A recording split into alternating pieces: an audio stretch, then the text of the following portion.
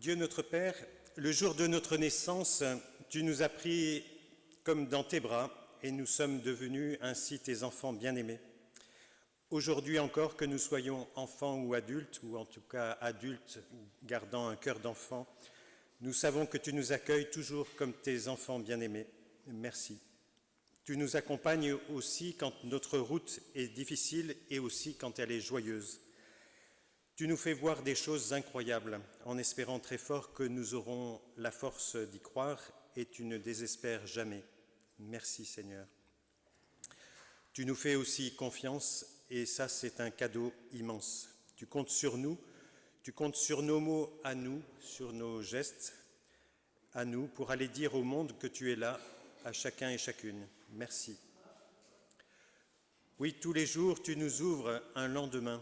Tu es un semeur d'espérance bienveillant. Merci. Et tu nous appelles aussi à vivre et à aimer. Merci, Seigneur. Amen. Et je vous propose de chanter « Tu es là au cœur de nos vies ».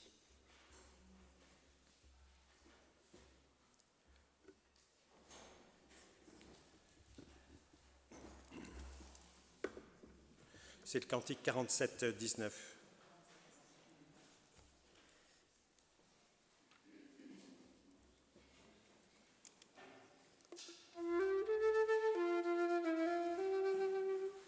Tu es là au cœur de nos vies, et c'est toi qui nous fais vivre. Tu es là au cœur de nos vies, bien vivant, Jésus-Christ, dans le secret de nos tendresses.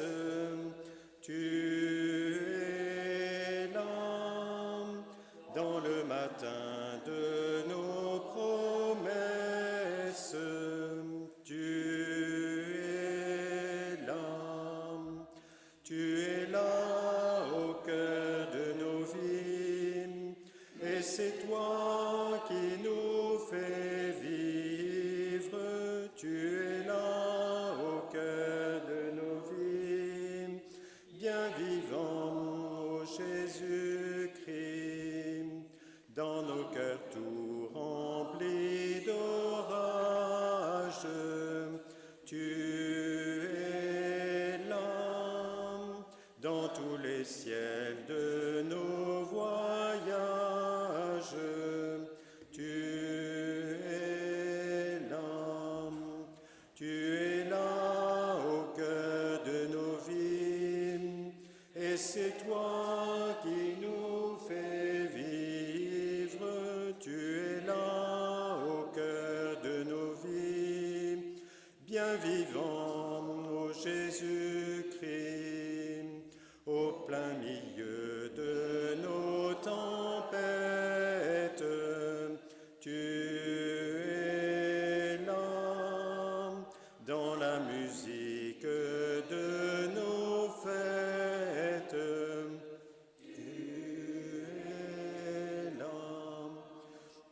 Tu es là au cœur de nos vies, et c'est toi qui nous fais vivre. Tu es là au cœur de nos vies, bien vivant, ô Jésus-Christ.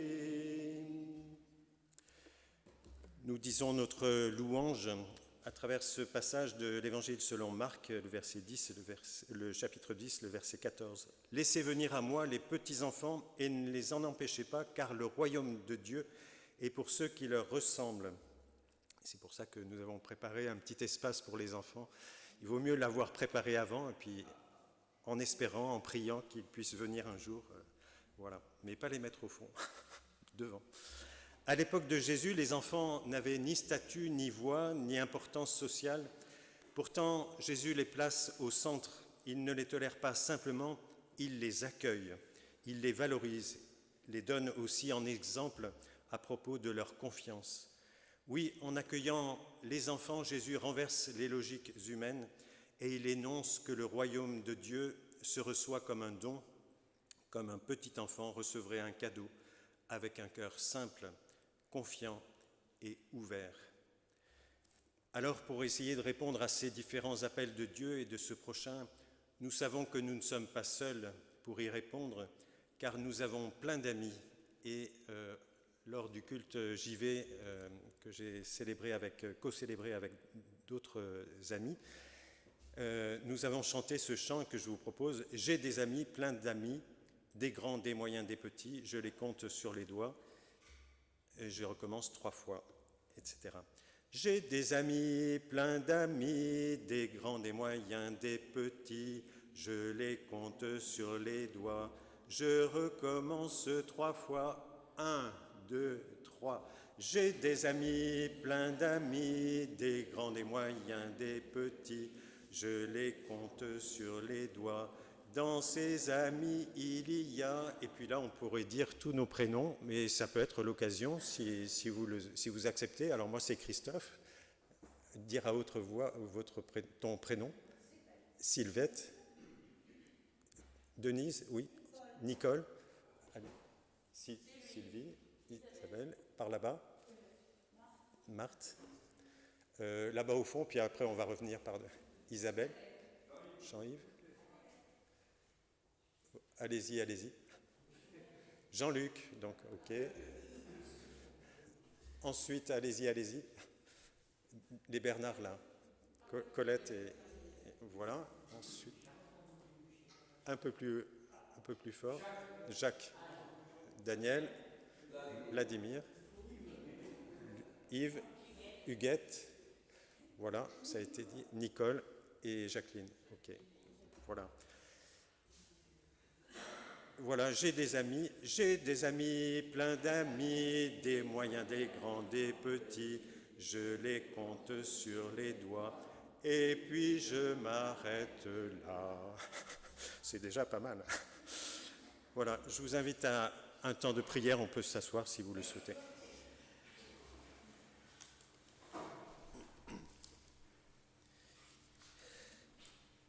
Mon Dieu, que j'aime les moments où tu me donnes d'être éveillé à ta présence. J'aspire à ces moments et c'est toi qui les donnes et moi qui veille à les cueillir et aussi à les accueillir dans ma vie. Mon corps, mon cœur, ma tête, ma vie et tout mon être les attendent et aussi les cherchent. Privilège que cette faim, privilège aussi que ce pain partagé lorsque nous célébrons la scène, mais aussi lorsque nous mangeons entre amis. Oui, près de toi, c'est la vie aussi à foison. Quelle joie pour ceux et celles qui vivent avec toi et te parlent sans cesse dans la prière. Quelle joie aussi pour ceux et celles dont la force se trouve en toi. Des chemins s'ouvrent dans leur cœur pour monter ainsi vers toi. Quand ils traversent les aridités de la vie, ils en font des retours aux sources. Et ta grâce, un peu comme une pluie féconde, les inonde de bénédictions. Ils gagnent des forces en avançant à la rencontre de leur Dieu et à ta rencontre, Seigneur Dieu, là où tu les attends. Oui, Seigneur, tu regardes et tu vois, tu écoutes et tu entends, tu accueilles ensemble l'être révolté et ton Fils bien-aimé. Oui, un moment de présence totale à ta présence en vaut plus que 1000 autres. Et j'ai choisi, Seigneur, de me tenir proche, me serrer contre mon Dieu, revenir sans cesse à toi, Seigneur. Oui, le Seigneur Dieu est un soleil comme un bouclier. Il donne grâce et joie pleine et entière. Jamais il ne refuse aucun bien à ceux et celles qui le cherchent et le recherchent. Seigneur Dieu, source de vie, allégresse pour celui et celle qui s'appuie sur toi. Amen. Et je vous invite à chanter au cantique 1205, 1205, le Seigneur seul est ma lumière. 1205.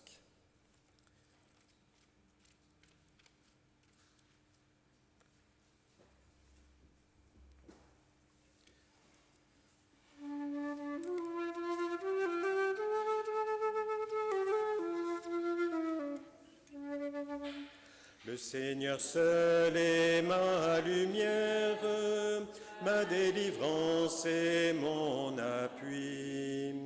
Qu'aurais-je à craindre sur la terre? puisque ma force est tout en lui. Le Seigneur seul est ma lumière, ma délivrance et mon appui. Pour m'assaillir quand une armée tout autour de moi camperait, mon âme sans être alarmée, en l'Éternel s'assurerait. Le Seigneur seul est ma lumière, ma délivrance et mon appui. Son bras puissant à ma requête, un prompt secours me prêtera. Et dans le fort de la tempête, sur un rocher m'élèvera. Le Seigneur seul est ma lumière, ma délivrance et mon appui. Mes yeux verront la délivrance que mon Sauveur m'accordera. Aussi mon cœur plein d'assurance, en attendant s'affermira. Le Seigneur seul est ma lumière, ma délivrance et mon appui. Nous prions le Seigneur notre Dieu pour nous confier à lui. Oui, Seigneur, pardon, car nous faisons parfois obstacle à ceux et celles qui veulent te rencontrer, toi Jésus. Et heureusement, toi tu sais accueillir tout le monde. Merci pour ton accueil et aussi ton pardon sans condition. Amen. Et je vous invite à chanter au cantique 53, 04, cantique 53, 04, au Seigneur, dans mon cœur, je t'écoute.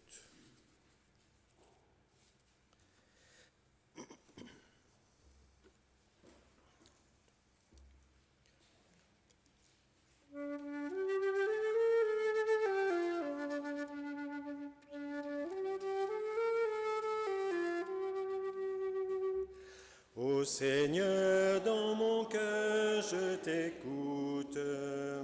Ta parole est une lampe sur ma route.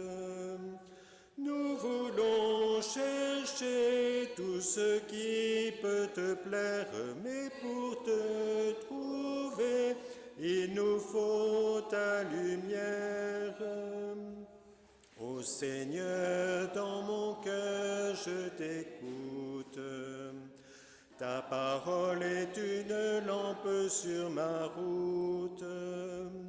Tu nous dis d'aimer tous les autres, nos frères, mais pour les aider, il nous faut ta lumière.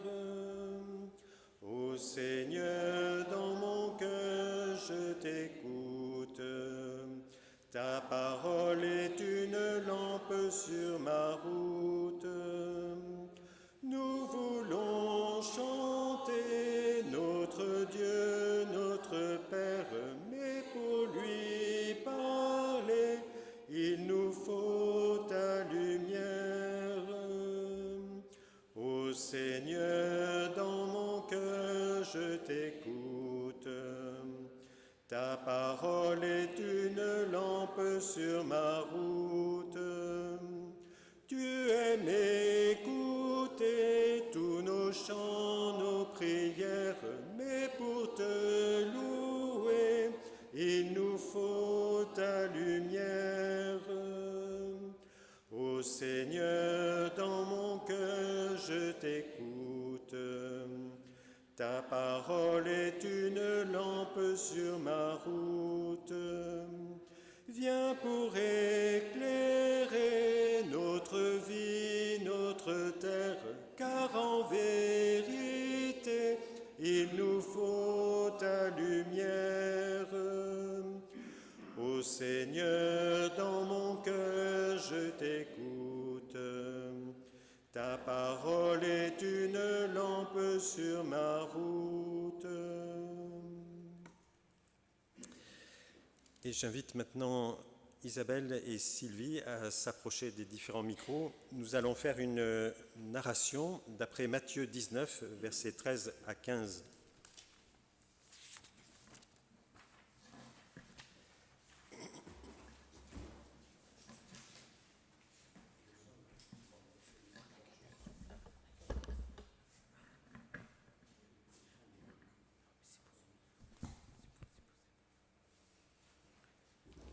C'est l'histoire de Judith. C'est une petite fille pleine de vie. Elle est toujours de bonne humeur et elle fait rire tout le monde. Un vrai petit clown. Et puis, elle fonce aussi. Sa maman est toujours obligée de la rattraper. Judith, ne pars pas si loin, je ne te vois plus. Reste avec nous. Judith n'a peur de rien. Et elle adore rencontrer de nouvelles personnes. Elle dit toujours « Bonjour, je m'appelle Judith. Et toi tu t'appelles comment? Et puis qu'est-ce que tu fais? Et pourquoi t'es comme ça? Et tu vas où ?» Judith, elle est pleine de vie, un peu comme tous les enfants. C'est aussi l'histoire de Judith, mais c'est aussi l'histoire, celle de Félix, et il habite dans le même village. Il joue parfois avec elle, mais il est beaucoup plus calme. Félix, c'est un rêveur. Il aime regarder les nuages dans le ciel, et ils ont des formes si rigolotes. Des fois, on dirait un arbre, ou alors encore un vieux monsieur avec un grand nez et une grosse barbe. Félix s'émerveille de tout. Il voit la beauté que les adultes oublient de regarder. Oh, ce caillou, qu'est-ce qu'il est beau! Et cette feuille! Oh, et puis les fleurs, bien sûr. Félix s'émerveille un peu comme tous les enfants. Après Judith et Félix, c'est aussi l'histoire de Nicolas. Lui aussi, il habite là. Nicolas, il est tellement sensible. Quand quelqu'un pleure, il pleure avec lui. S'il voit que quelqu'un est malheureux, il va vers lui pour le consoler. Et quand c'est quelqu'un qu'il connaît bien, il lui fait même un câlin. Nicolas est compatissant, un peu comme tous les enfants. Alors, vous avez eu Judith, vous avez eu Félix, vous avez eu Nicolas, mais il y a aussi Chloé. Oh, Chloé, elle est encore toute petite. Elle ne sait même pas encore parler, mais elle sait se faire comprendre. Elle sourit quand elle est contente. Elle gazouille quand elle découvre quelque chose de nouveau. Et puis elle pleure quand elle est fatiguée. Elle râle quand elle a chaud ou quand elle a faim. Chloé ne fait pas semblant. Elle exprime toujours ce qu'elle ressent. Et ses parents la comprennent si bien. Elle leur fait entièrement confiance. C'est tout contre sa maman qu'elle est le mieux. Là, elle s'endort à tous les coups. Chloé fait confiance et elle est toujours dans la vérité, un peu comme tous les enfants. Ce jour-là, ils sont avec tous les autres enfants du village. Les mamans sont là aussi, peut-être les papas. Près du puits, à l'ombre, au frais. C'est le matin. Il ne fait pas encore trop chaud, les mamans papotent entre elles. Les papas regardent les tout petits attachés contre elles. Les plus grands jouent ensemble. Ils courent et ils crient. Ils chantent. Des gens passent devant eux. Ils sont pressés. On entend une foule qui se rassemble plus loin. Mais où est-ce que vous allez tous ? Qu'est-ce qui se passe ? C'est Jésus, il est arrivé dans notre village. Jésus ? Non. Le Jésus ? Maman, c'est qui Jésus ? Tu le connais ? Non, je ne le connais pas, mon chaton, mais j'ai entendu parler de lui. Il est connu. Pourquoi il est connu ? Il a guéri des malades. Il parle de Dieu. Il sait beaucoup de choses et il raconte des histoires. Oui, des histoires. Moi, j'aime les histoires. Tu sais quoi ?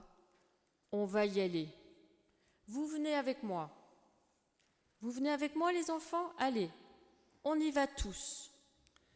Et toute la petite troupe se met ainsi en route. Les enfants font la course, ils crient, ils tapent dans les mains. Et les mamans aussi ont hâte que leurs enfants rencontrent Jésus. Elles aimeraient tant qu'il les bénisse. Et voilà qu'ils arrivent. Il y a tellement de monde, tout le village est presque là. Les gens ont laissé leur travail, ils ont amené des malades, des personnes âgées. Ça se bouscule un peu dans la foule. Tout le monde veut voir Jésus, tout le monde veut le toucher, lui parler.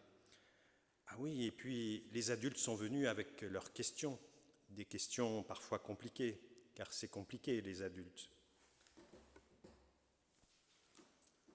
Et puis, il y a les disciples de Jésus. Ce sont ses amis, ceux qui sont toujours avec lui. Ils font la sécurité. Ils veillent à ce que Jésus ne soit pas trop importuné. Alors, quand les disciples voient les enfants arriver, ils commencent à s'inquiéter. « Ah non, ça ne va pas être possible. Il y a bien trop de monde, vous ne pouvez pas vous approcher. » Et puis franchement, Jésus n'a pas le temps. Il y a plus important que de s'occuper des enfants. Non, désolé, vous ne pouvez pas approcher. Ils croisent leurs bras en rang bien serré pour les empêcher d'avancer.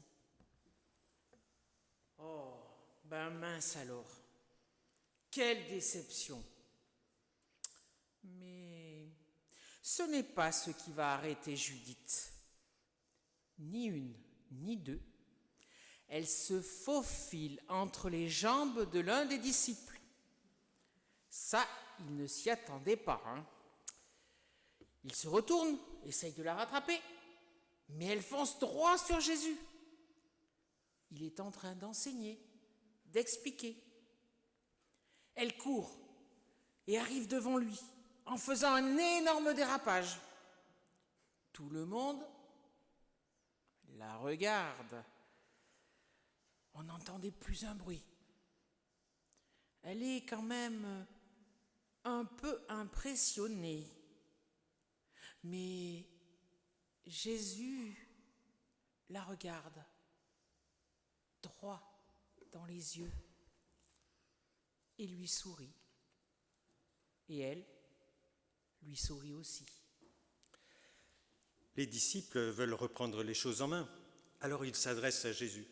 « Désolé, maître, on a essayé de l'en empêcher, mais tu sais, les enfants, c'est pas toujours évident. » Et Jésus dit, « De les empêcher ? Mais de quoi ? De venir te déranger. » Jésus secoue la tête. « Vous n'avez rien compris ? Laissez les enfants venir à moi. Ne les empêchez pas. Le royaume de Dieu appartient à ceux qui sont comme eux, à ceux qui se réjouissent et qui s'émerveillent, ceux qui sont compatissants, ceux qui sont dans la confiance et dans la vérité. Comme ces petits enfants, celui qui ne reçoit pas le royaume de Dieu comme un enfant ne pourra jamais y entrer. Les disciples se sentent un peu bêtes. Ils regardent leurs sandales. Les adultes de la foule aussi se sentent un peu bêtes avec leurs questions compliquées. Comme ils s'écartent un peu, les mamans peuvent passer avec les autres enfants. Ils s'installent près de Jésus. Il y en a même qui montent sur ses genoux. Et Jésus pose ses mains sur chacun d'eux et il les bénit, comme il bénit chacun d'entre nous. Sa bénédiction est comme une promesse. Je t'aime comme tu es et je serai toujours avec toi. Peu importe ce qu'il t'arrivera, rien ne peut me séparer de toi. Jésus est resté un moment à jouer avec les enfants. Et puis il est reparti vers Jérusalem, vers cette ville où il a montré à quel point il nous aimait. Comme le soleil est maintenant brûlant, les enfants sont rentrés avec leur maman. Et dans le calme et la fraîcheur de leur maison, ils ont tous fait une très bonne sieste.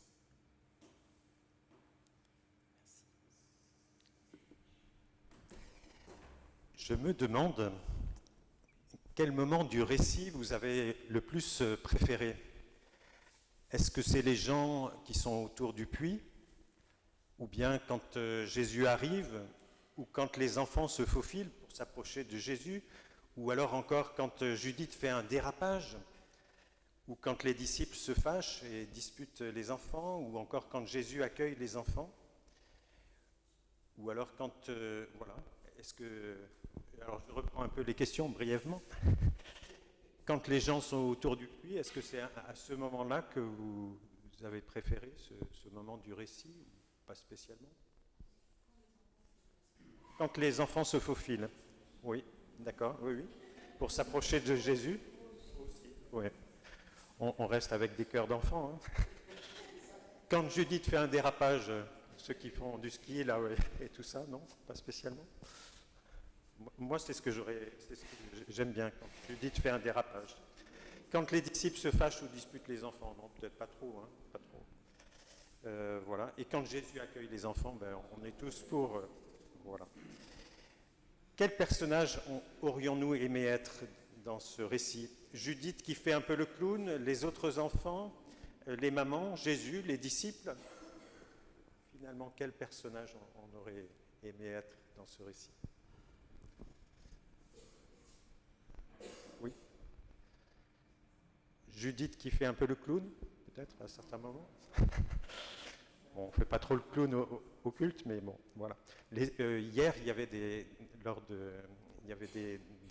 petits-enfants qui s'amusaient un petit peu. Bon, les parents essayaient de les contenir un petit peu, mais en tout cas, ils se sentaient à l'aise, ils découvraient aussi un peu le lieu.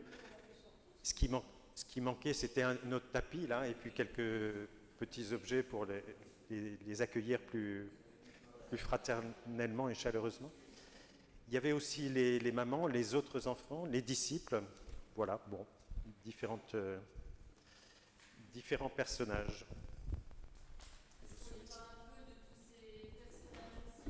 Un petit peu, oui, sans doute. Oui, oui, oui. Je vous propose de chanter le cantique 2304, les strophes, toutes les strophes. 2304.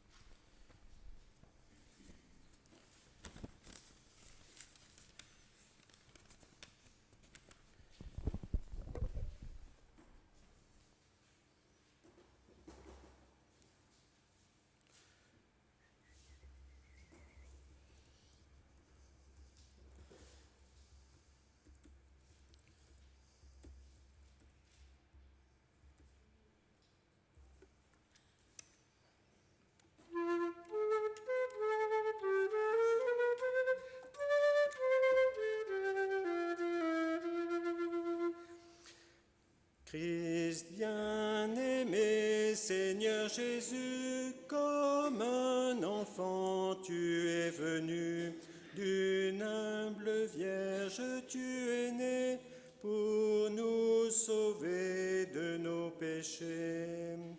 Tu ne renvoyas pas les gens qui t'amenèrent leurs enfants, mais tu ouvres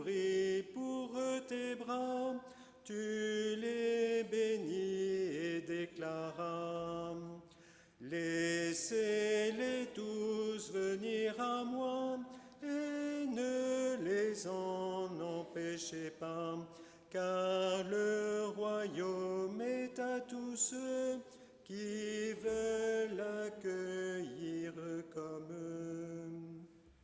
Nous te prions pour cet enfant que l'on baptise maintenant, qu'il te connaisse, toi Seigneur, qu'il se consacre à ton honneur. Voilà, et en parlant de baptême, nous pouvons faire référence à notre propre baptême. Une fois, un jour, nous avons sans doute été baptisés, et notre baptême, comme disait Luther, nous rappelle que nous appartenons, nous faisons équipe avec le Seigneur Dieu. C'est un peu comme un sceau, comme une alliance qui a été posée avec nous.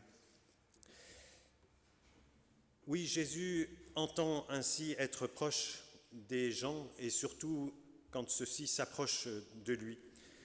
Jésus aurait eu sans doute de sérieuses raisons de s'isoler, un peu comme les disciples le voulaient, de prendre ses distances. En effet, il monte à Jérusalem, pas pour une partie de plaisir, mais plutôt pour y souffrir sur la croix. Il sait ce qui va se passer dans la suite de sa vie.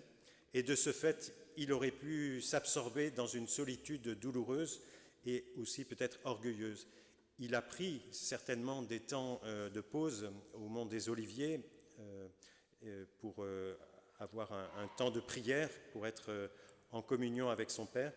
Mais plusieurs fois, Jésus va s'arrêter aussi en chemin pour s'approcher des humbles ou des malades. Et le sérieux, la gravité du moment ne le distrait pas des petits, de ceux et celles qui ont besoin de lui. Jésus s'est donc laissé déranger et contrairement aux disciples, Jésus nous est présenté comme étant disponible. Nous avons parfois, nous, tendance à le croire à notre disposition. Parfois même, nous disons cette phrase un peu curieuse, « Je suis à votre disposition ». Non, on essaye autant que possible d'être disponible, mais on n'est pas à disposition de quelqu'un, de qui que ce soit. Simplement peut-être être à disposition de Dieu, oui, mais de notre prochain, non, nous essayons d'être disponibles simplement. Jésus s'est donc rendu disponible pour ces personnes qui veulent arriver jusqu'à lui avec leurs enfants. Et il n'était pas rare à l'époque que l'on présente ainsi des petits-enfants à un maître, à un rabbi ou à un autre personnage important pour qu'il les bénisse. Et ils ont demandé à Jésus ainsi de poser les mains sur leurs enfants et de prier aussi pour eux. Ce n'est donc pas le geste par lui-même en tant que tel qui est efficace, mais bien le geste accompagné de la prière. Le geste tout seul ne veut rien dire ou pas dire grand-chose, il n'est que le signe visible et la confirmation que Dieu veut agir en faveur de celui à qui l'on impose les mains. L'important réside donc plutôt dans la prière qui précède ou accompagne ce geste de bénédiction. Jésus posa donc les mains, il posa les mains sur ces enfants qu'on lui amène et il les bénit, comme l'ajoute l'Évangile selon Marc dans le passage parallèle. Alors qu'est-ce qu'une bénédiction et que signifie demander une bénédiction à Dieu ? Comme son nom l'indique, une bénédiction, c'est dire du bien sur quelqu'un, et quand Dieu bénit, non seulement il dit du bien, mais aussi il fait du bien. Ainsi, d'une manière générale, la bénédiction est bien la manifestation de la générosité et aussi de cet amour insondable et incommensurable de Dieu pour chacun et chacune d'entre nous. On peut dire aussi que la bénédiction est une parole qui est chargée de puissance par laquelle Dieu lui-même, ou un homme qui le représente, mais en tout cas plutôt Dieu lui-même, fait venir effectivement sur des personnes, sur des êtres vivants, le salut, la prospérité, la joie de vivre. Et venons-en à ce qui caractérise un enfant. Serait-ce l'innocence ou la pureté ? C'est sans doute vrai pour les nourrissons, mais l'humilité et l'absence d'orgueil ne vaut sans doute pas pour l'enfant déjà un peu plus grand. Par contre, la confiance spontanée de l'enfant découle de ce sentiment de dépendance. Effectivement, pendant ses premières années, un enfant est dépendant ou tributaire de ses parents dans bien des domaines de l'existence, et cette dépendance le conduit tout simplement et tout naturellement à faire confiance. C'est sans doute pour cela que Jésus prend cette image de l'enfant. L'enfant ne se pose jamais la question « mais qu'est-ce que je vais manger à midi ?» Sauf en de rares cas, il fait confiance, il sait que ses parents s'occupent de ce genre de problème. Jésus a ces paroles particulières « Laissez les enfants venir à moi, ne les en empêchez pas, car le royaume de Dieu appartient à ceux qui sont comme eux.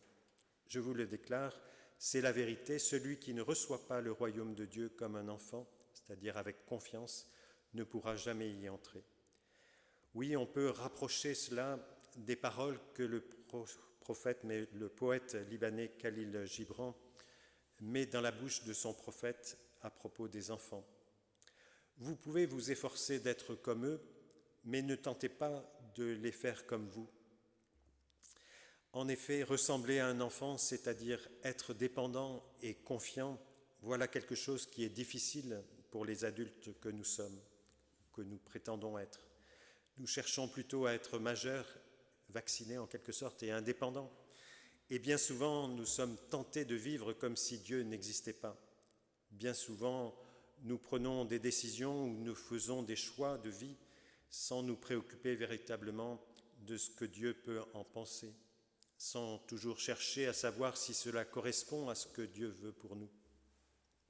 Pour entrer dans le royaume de Dieu, pour être au bénéfice des richesses et des bienfaits que le Seigneur nous propose et veut pour nous, il faut aussi, d'une certaine manière, redevenir un peu comme un enfant, nous dit Jésus.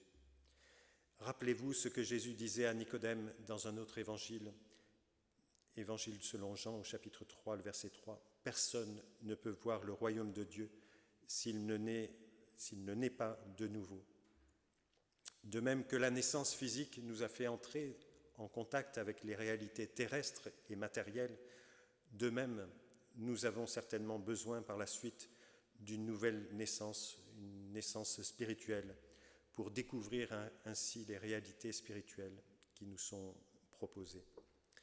Autrement dit, nous avons besoin de retrouver cet esprit d'enfant que nous n'avons peut-être pas toujours su garder. Nous avons besoin de retrouver cette relation aussi de confiance et de dépendance qui caractérise le petit enfant, non plus à l'égard de nos parents, mais à l'égard de Dieu qui est notre Père et qui veille sur chacun et chacune d'entre nous. Dans sa lettre aux chrétiens de Rome, l'apôtre Paul souligne que tous ceux qui sont conduits par l'Esprit de Dieu sont enfants, et j'ajouterai bien-aimés de Dieu. C'est l'Esprit Saint qui fait de nous des enfants bien-aimés de Dieu et qui nous permet de crier à Dieu « Abba », c'est-à-dire « Papa », « Papounet ». L'Esprit de Dieu atteste lui-même à notre esprit que nous sommes enfants de Dieu. Ainsi, Jésus est le Fils unique de Dieu, mais le Seigneur nous propose d'être ses fils et filles adoptifs et adoptives, d'être les frères et sœurs de Jésus, les héritiers du Père. Oui, dans toute la première partie de la Bible, le Premier Testament, la Première Alliance, Dieu n'est appelé Père qu'une dizaine de fois seulement, mais c'est véritablement Jésus qui nous a appris à appeler Dieu ainsi, Papa, notre Père. Et dans cette expression sont contenues à la fois la dépendance et aussi la confiance à l'égard de ce Père qui sait ce dont nous avons véritablement besoin, qui sait aussi ce qui est le meilleur pour chacun et chacune d'entre nous. Alors cette relation de confiance, nous pouvons aussi l'illustrer par une histoire que peut-être certains connaissent. C'est l'histoire de cet enfant de 5 ans qui est sur le pont d'un bateau pendant une tempête et d'autres personnes sont avec lui et lui demandent « Mais tu n'as pas peur, toi, au milieu de toutes ces vagues, tous ces éclairs, tout ce tonnerre ?» Et le gamin répond tranquillement « Oh non, c'est mon papa qui tient la barre. » Voilà une parole de confiance.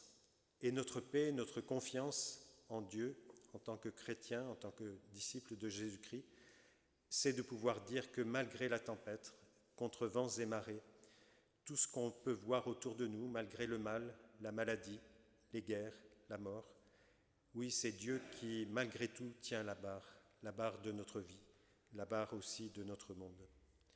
Oui, Dieu vient nous dire comment nous comporter avec lui dans le cadre d'une relation vivante par Jésus-Christ. Et dans l'Évangile, il n'y a rien à faire pour entrer dans ce royaume, car tout est grâce, tout est cadeau. Il suffit juste de faire confiance à Jésus, qui par sa mort sur la croix a fait tout ce qu'il fallait pour nous accueillir, nous réconcilier avec Dieu. Ainsi, il est inutile de chercher à acheter Dieu par nos actes, nos rites ou nos mérites. La relation qu'il nous offre est gratuite, c'est-à-dire qu'elle repose sur la grâce, sur son amour. Et faire confiance à ce Dieu d'amour et de grâce, c'est tout simplement cela la foi, la confiance. Alors oui, que le Seigneur nous fasse la grâce de retrouver cette attitude de dépendance responsable et aussi de confiance vis-à-vis de lui. Que beaucoup autour de nous puissent ainsi garder et retrouver cet esprit d'enfance et d'espérance, surtout en ces temps troublés. Et n'oublions pas que tout en vivant avec Dieu cette relation enfant-père, nous pouvons aussi servir le Seigneur avec une foi d'adulte en nous engageant pour essayer de vivre cette bonne nouvelle en Église, mais aussi auprès de nos prochains, sans nous oublier bien sûr nous-mêmes. Alors oui, que le Seigneur nous bénisse, nous accompagne jour après jour sur ce chemin de vie, de confiance et d'espérance. Amen.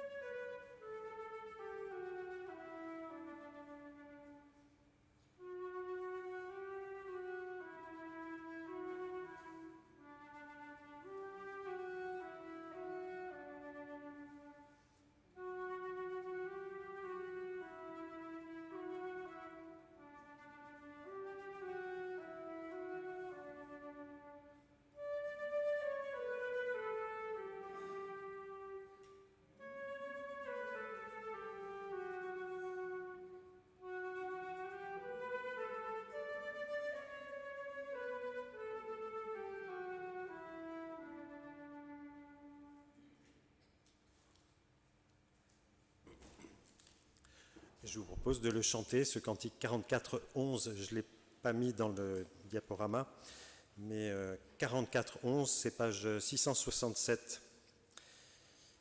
C'est un chant que vous connaissez bien, je pense, que nous connaissons bien.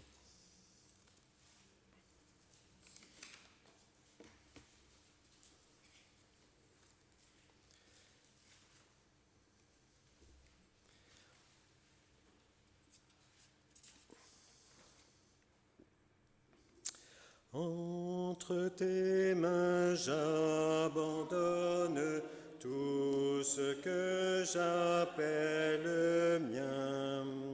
Oh, ne permets à personne, Seigneur, d'en reprendre bien. Oui, prends tout, Seigneur. Oui, prends tout, Seigneur. Entre tes mains j'abandonne tout avec bonheur. Malgré ma peur de te suivre sur le chemin de la croix, c'est pour toi que je veux vivre. Je connais, j'aime ta voix. Oui, prends Seigneur.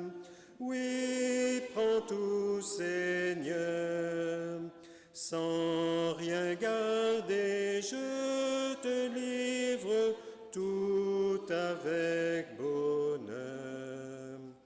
Tu connais mieux que moi-même tous les besoins de mon cœur. Et pour mon bonheur suprême, tu peux me rendre vainqueur. Oui, prends tout, Seigneur.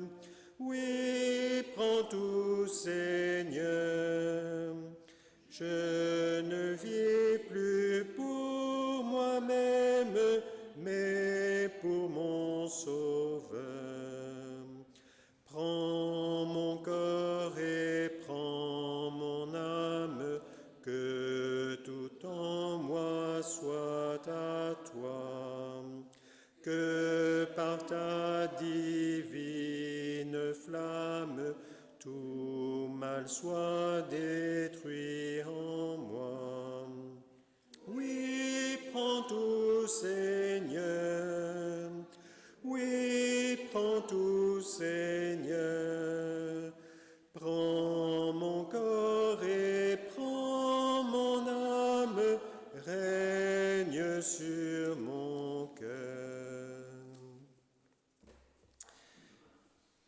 Je vous invite à dire ensemble le credo, la confession de foi du symbole des apôtres que vous trouvez sur la dernière page de votre recueil, si vous l'avez. Et si vous ne l'avez pas, vous cherchez un recueil.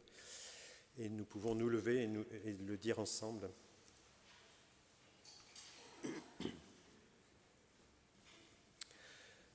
Je crois en Dieu, le Père Tout-Puissant, Créateur du ciel et de la terre. Je crois en Jésus-Christ, son Fils unique, notre Seigneur, qui a été conçu du Saint-Esprit et qui est né de la Vierge Marie. Il a souffert sous Ponce Pilate, il a été crucifié, il est mort, il a été enseveli, il est descendu aux enfers. Le troisième jour, il est ressuscité des morts, il est monté au ciel, il siège à la droite de Dieu, le Père Tout-Puissant. Il viendra de là pour juger les vivants et les morts. Je crois en l'Esprit Saint, je crois à la Sainte Église universelle, la communion des saints, la rémission des péchés, la résurrection de la chair et la vie éternelle. Amen. Et je vous propose ce cantique 33-23, les 4 strophes. Jésus au nom qui surpasse tout autre nom.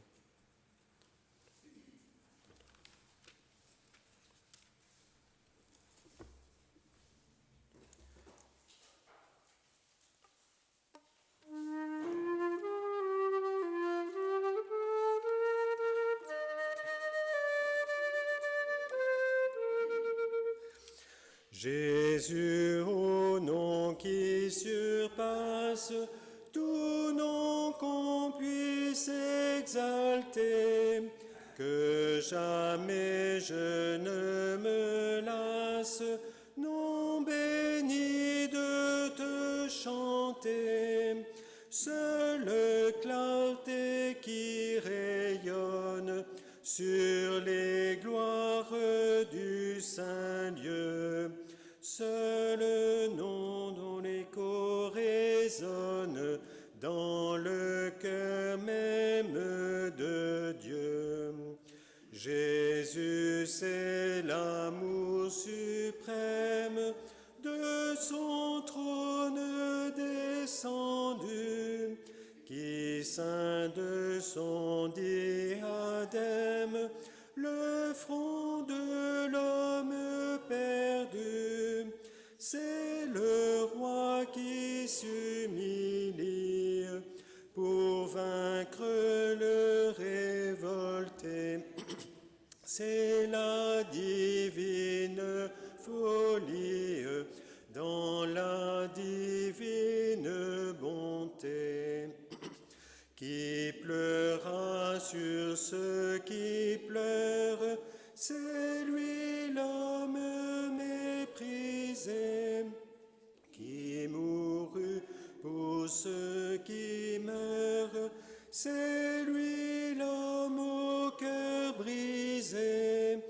De son sang et de ses larmes, il arrosa son chemin, et c'est par ses seules armes qu'il sauva le genre humain.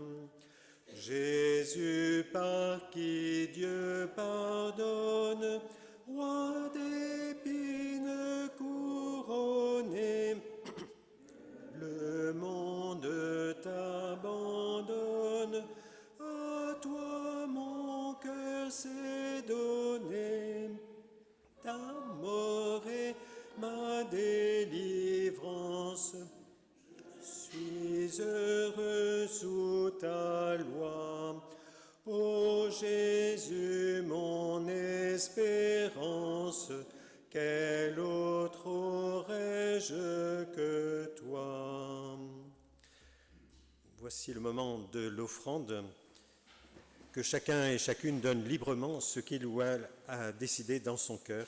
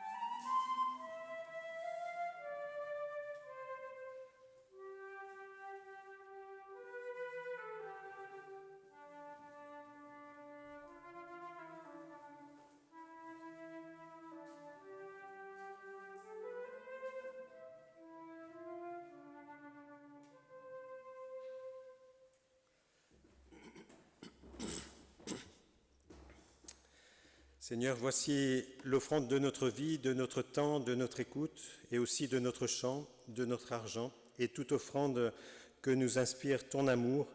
Accorde-nous d'essayer de les traduire dans la vie de notre Église, mais aussi dans nos divers lieux de vie, en des gestes qui puissent parler et essayer de témoigner de toi, de ton amour pour chacun et chacune d'entre nous. Amen.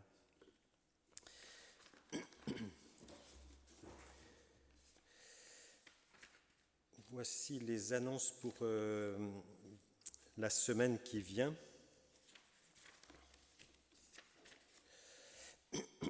Mardi 24, il y aura le culte au Jardin de l'Allée à 16h, si je ne me plante pas. Oui, c'est ça, 16h. Mercredi 25, je pensais s'il y avait Foncia, mais c'est peut-être pas ce mercredi. C'est peut-être un autre, il faut que je vérifie. Jeudi 26, il y a une réunion à 10h ici dans la salle Ouiblé pour préparer le goûter des aînés. Donc c'est avec Isabelle Fadzon et moi je me rendrai présent. Jeudi 26, il y a la chorale qui se retrouve et maintenant on attaque le programme Intihuatana, enfin le concert du mois d'avril. Donc il faut chauffer nos voix pour cela. Voilà. 19h. À 19 heures, c'est ça? Ah, d'accord. Attention les choristes, 19 heures, on réattaque. Ok, voilà. Samedi 28, donc il y a le temps fort pour notre vie d'église Valence de Rive, c'est à 16 heures au Petit Charent, l'assemblée générale de notre église. Vous trouvez aussi au fond du temple, il y a différentes choses, il y a le rapport financier, le rapport d'activité, tout ça. Enfin, prenez le temps de tout cela. Et puis Jean-Luc tient à votre disponible des reçus fiscaux, donc ne les oubliez pas. Ça évitera de les envoyer par courrier. Voilà. Et il me semble que dimanche prochain, il y a quand même le culte ici même à Bourg-les-Valences, dans les différents lieux, je pense. Il faut vérifier, mais voilà. Voilà pour l'essentiel. Et c'est pas ça? Si, il y a un culte. Et juste au niveau des annonces, mais il faut que je retrouve mon document. Parce que je l'ai mis.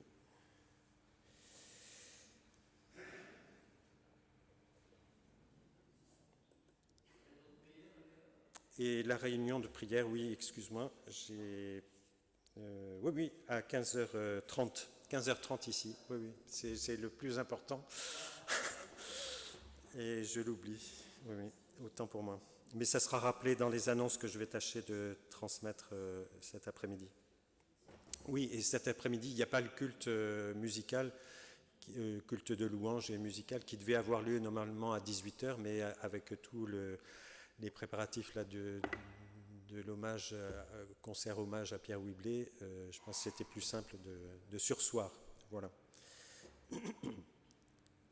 Voilà, je retrouve mon document. Est-ce que quelqu'un peut nous dire en quelques mots la soirée, enfin l'après-midi, hier après-midi, si quelqu'un veut partager brièvement? Le temple était plein, les enfants étaient là. Voilà. Voilà.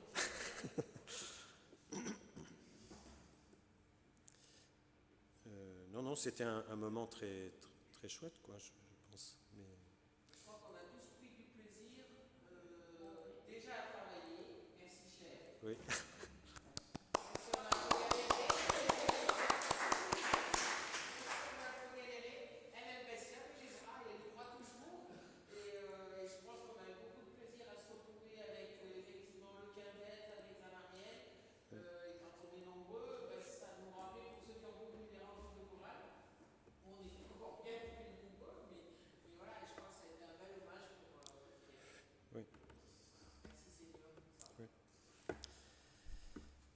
Voilà, j'ai retrouvé, c'est le témoignage du pasteur Cyril Payot, et donc c'est Madame Bachmann là, de Saint-Péray qui nous transmet son témoignage, qui est observateur en Palestine dans un programme œcuménique de 3 mois pour l'ONU, l'Organisation mondiale des Nations Unies, et il se questionne sur la paix et sur la course aux armements.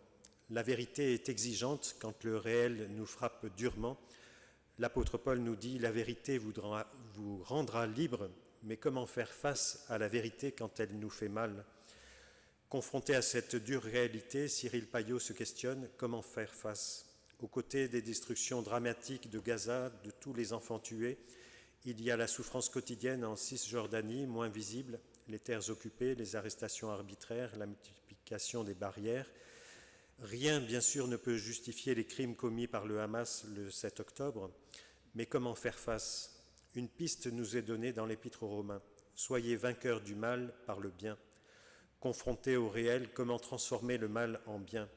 Nommer le mal est libérateur, mais une reconnaissance doit être accompagnée par la justice. Et les Palestiniens réclament la justice plus qu'un État. La justice suffit-elle? Le psaume 85, lui, dit que la justice et la paix doivent se rencontrer. La justice avec la paix et pas seulement la vengeance. Peut-on croire en la paix des hommes? N'est-elle pas que mensonge de propagande? Notre frère a été encouragé par des témoins intègres. Un ancien soldat israélien qui a grandi dans les territoires occupés disait « Le pire ennemi des Juifs, ce sont les Juifs eux-mêmes quand ils perdent leur valeur. Il est en recherche de sens qui rend libre. Un pasteur palestinien citait la parole de Jésus « Aimez vos ennemis ». Pour lui, le défi est de chercher en l'ennemi la part d'humanité qu'il a perdue. Enfin, un éducateur montrant le mot « hope »,